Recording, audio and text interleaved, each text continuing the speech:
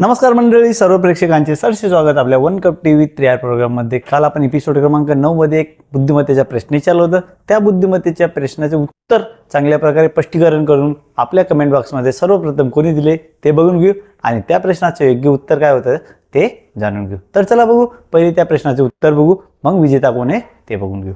तर बघा मित्रांनो, प्रश्न क्रमांक 9 काय विचारला होता, आपल्याला एक इंग्रजी वर्णमाला दिली होती आणि शेवटी एक प्रश्नचिन्ह दिलं होतं। त्या प्रश्नचिन्हाच्या जागेवरती दिलेल्या पर्यायापैकी योग्य पर्याय कोणता येईल ते निवडायचं होतं। तर तुम्हाला मी एक्सप्लेन करून सांगतो। PONM यांच्यामध्ये जर बघितलं तर ते एक एक ने काय होत आहे, कमी होत आहे। P च्या पहिले O येतो, O च्या पहिले N येतो, N च्या पहिले M येतो। तसंच D F H J इथे जर बघितलं तर 2-2 ने अधिक होत चालले, 2-2 घर करता ते पुढे जात आहेत। आणि तिसरं जे गट होतं S V Y B हे 3-3 ने काय होत आहे, अधिक होत चालले, 3-3 घर पुढे सरकत चालले। तर याप्रमाणे जर केलं आपण एक एक ने कमी, तर M पेक्षा एक ने कमी केले तर ते येणार आहे L।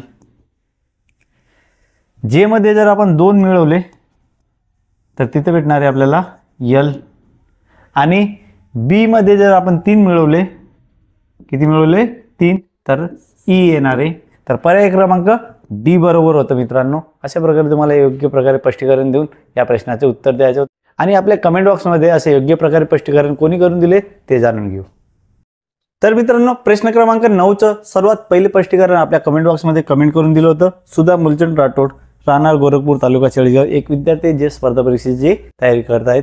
ते एपिसोड क्रमांक 7 चे पण विजेते ठरले होते आणि प्रश्न क्रमांक 9 चे सुद्धा त्यांनी चांगल्या प्रकारे स्पष्टीकरण आपल्या कमेंट बॉक्स मध्ये कमेंट केले, ते पण सर्वप्रथम। म्हणून एपिसोड क्रमांक 9 चे विजेते सुधा मुलचंद राठोड, मी त्यांचे हार्दिक अभिनंदन करतो आणि पुढील वाटचालीसाठी त्यांना शुभेच्छा देतो। तर मित्रांनो, तुम्ही पण दररोज संध्याकाळी 7 वाजता येणाऱ्या प्रश्नाचे उत्तर देऊन जिंकू शकतात आपल्या 3R मॅथ्स अकॅडमी कडून 1 कप चहासाठी 10 रुपये। त्याच्यासाठी तुम्हाला आपल्या YouTube चॅनल 3R मॅथ्स अकॅडमीला सबस्क्राइब करावं लागेल आणि कमेंट बॉक्स मध्ये सर्वप्रथम तुम्हाला उत्तर कमेंट करावं लागेल। धन्यवाद।